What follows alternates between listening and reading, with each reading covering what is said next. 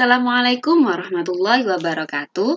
Pembelajaran kita hari ini pada subtema 2, pembelajaran keempat, menjaga bagian-bagian tubuh. Nah, yuk kita simak apa saja penjelasannya. Sebelum pembelajaran ini kita mulai, coba perhatikan tubuhmu. Adakah tubuh kalian yang tidak ditutupi oleh pakaian? Ya, ada yang kepala, tangan, ada kaki. Nah, ada tubuh yang ditutupi pakaian, ada tubuh yang tidak ditutupi oleh pakaian. Nah, sekarang dengarkan. Tubuh yang tidak ditutupi pakaian berarti boleh dilihat orang lain. Dan sebaliknya, jika tubuh yang ditutupi pakaian berarti tidak boleh terlihat oleh orang lain. Nah, tubuh yang tertutup pakaian ini tidak boleh disentuh oleh orang lain. Jadi, tubuh kalian harus dijaga mana yang boleh disentuh orang lain dan mana yang tidak boleh disentuh orang lain. Sekarang penjelasannya, perhatikan ya. Bagian tubuh pribadimu tidak boleh dilihat dan disentuh sembarang orang. Lihat gambarnya. Di situ ada 4 bagian yang tidak boleh disentuh orang lain, yaitu ada mulut, dada, kemaluan, dan pantat. Nah, mengapa bagian tubuh itu tidak boleh disentuh orang lain? Karena 4 bagian tubuh tersebut sangat penting. Contohnya mulut. Mulut jika dipegang orang lain, kemudian tangannya kotor, pasti banyak kuman nanti yang menempel di mulut kalian. Kemudian dada, di mana nanti bentuk dada laki-laki berbeda dengan dada perempuan.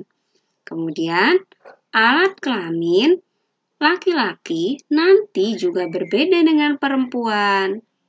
Nah, itu adalah bagian tubuh yang tidak boleh dipegang oleh orang lain.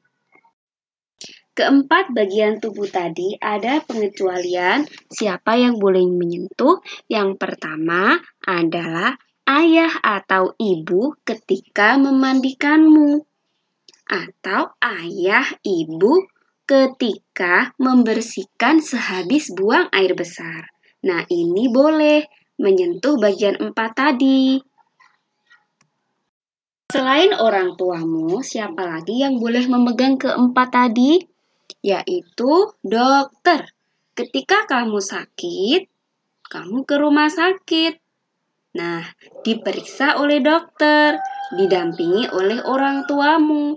Ada bagian keempat tubuh tadi yang memerlukan pemeriksaan dokter, maka dokter boleh memegang ataupun melihat bagian tadi.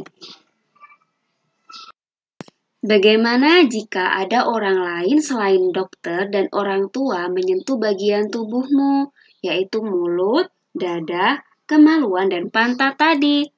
Katakan tidak. Kamu harus menolaknya, kemudian jika perlu laporkan kepada guru atau orang tua. Begitu juga jika ada orang lain yang menyuruhmu untuk membuka baju di depannya. Kamu jangan mau ya. Nah, kalau kamu menemukan masalah seperti itu, kamu harus cepat-cepat lari, menghindari orang tersebut, dan melapor kepada orang tua atau gurumu jika di sekolah. Nah, ini sebaliknya, menunjukkan bagian pribadi tubuhnya di hadapan kamu.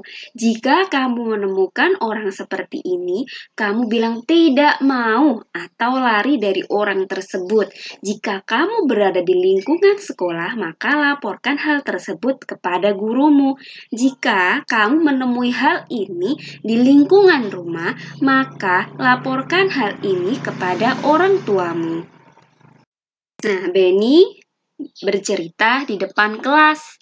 Sekarang tugas kalian adalah bercerita. Nanti direkam ya.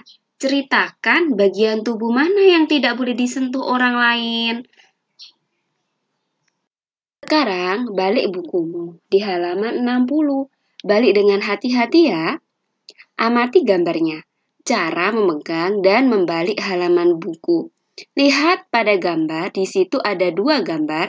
Gambar yang pertama adalah yang tepat dan yang kedua tidak tepat.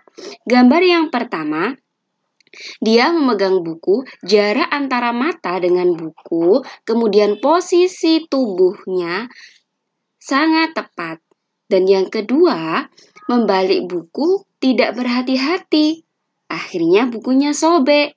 Nah, itulah mengapa ketika kita membalik buku harus dengan hati-hati agar buku kita tetap terjaga rapi dan tidak sobek. Begitu pula dengan cara memegang buku. Ketika kamu membaca, cara memegangnya benar, mata kamu juga akan tetap sehat.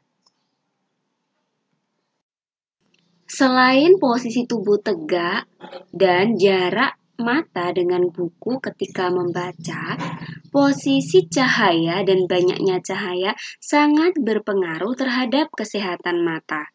Lihat pada gambar, di situ ada Dayu sedang membaca, posisi tubuhnya tegak, jarak antara mata dan buku juga tepat, banyaknya cahaya, dan posisi cahaya juga sangat bagus, sangat terang. Dan gambar yang kedua, di situ ada Meli.